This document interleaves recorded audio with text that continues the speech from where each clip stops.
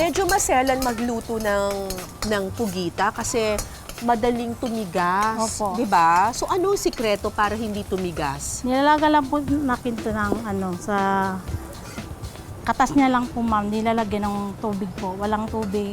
Kakaugas po, ilagay na lang po sa kawali. Tapos ilaga po. Ilalaga siya ng Opo. walang tubig? Opo.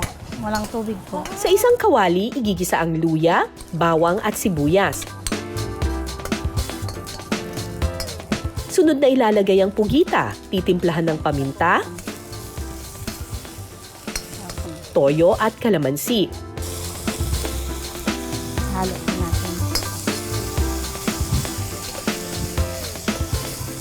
Ito ngayon ang unang piga o pangalawa?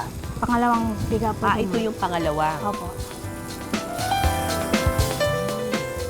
So yung pugita, maselan siyang iluto. So either mabilis mo lang siyang lulutuin Opo. para malambot pa rin siya. Or kung tatagalan mo siya, tagalan mo na talaga hanggang sa lumambot. Opo. Oo. Ganun po.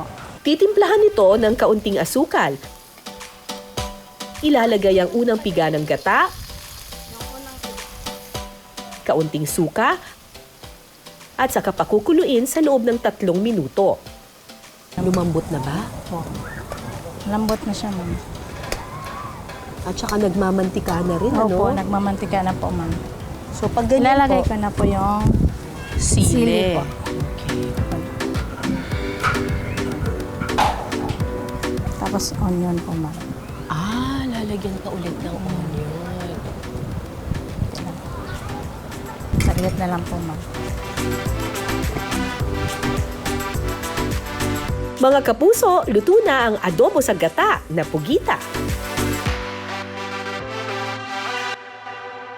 Alright, tikman natin itong adobo sa gata na pugita.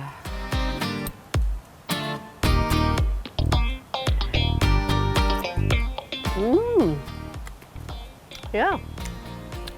Masarap naman. Sakto lang yung timpla niya. Tsaka napalambot na ng gusto ni ate. Nandun yung creaminess. Parang mas ginataan siya. Mas nangingibabaw yung lasa ng gata more than yung toyo at saka suka.